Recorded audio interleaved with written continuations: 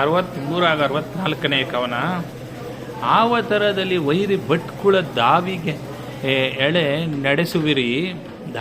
ನಡೆಸುವಿರಿ ನಿಮ್ಮೊಳಗಾವು ಹೊರಗೆ ಮಗನೇ ಸೊಗಸೆನೆ ನಿಮ್ಮ ವೈಭವಕ್ಕೆ ಸಾವರಾವಂದದಲ್ಲಿ ಮಿಗೆ ಸಂಭಾವಿಸುವುದ ತೆರನ ನೀ ಹೇಳಾವ ಸೊಗಸುವೇವೆಂದು ನುಡಿದನು ಮಗಗೆ ಧೃತರಾಷ್ಟ್ರ.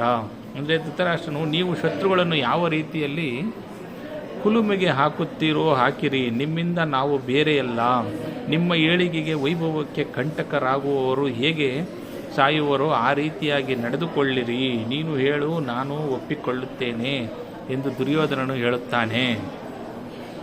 ಕರೆಸಿ ಪಾಂಡುಕುಮಾರಕರ ನೀ ಧರೆಯ ಹಸುಗೆಯ ಮಾಡಿಕೊಡು, ಕರಿತುರಗ ಭಂಡಾರವನ್ನು ಸಹ ದಾಯಾದ ವಿಷಯದಲ್ಲಿ ಇರುವನವರೆಗೆ ವಾರಣಾವತಿ ಪುರದೊಳಗೆ ಪರುಟಮಿಸಿ ಕೊಡು. ತಾನುರಿ ಸುಡುವೆನು ಬಳಿಕ ಲಕ್ಷಾಭವನ ರಚನೆಯಲ್ಲಿ. ಆದರೆ ದುರ್ಯೋಧನನು, ನೀನು ಪಾಂಡವರನ್ನು ಕರೆಸಿ ದಾಯಾದಿಗಳಾದ ನಿಮ್ಮಿಬ್ಬರಿಗೂ ಭೂಮಿಯನ್ನು ಸೈನ್ಯ ಭಂಡಾರಗಳನ್ನು 2 ಪಾಲಾಗಿ ಮಾಡಿಕೊಡು. ಅವರು ವಾರಣಾವತಿಯಲ್ಲಿರುವಂತೆ ಏರ್ಪಾಟು ಮಾಡು. ಬಳಿಕ ನಾನು ಅವರನ್ನು ಅರಗಿನ ಮನೆಯಲ್ಲಿ ಸುಟ್ಟು ಹಾಕುತ್ತೇನೆ ಎಂದು ದುರ್ಯೋಧನನು ಹೇಳುತ್ತಾನೆ. ಧನ್ಯವಾದಗಳು.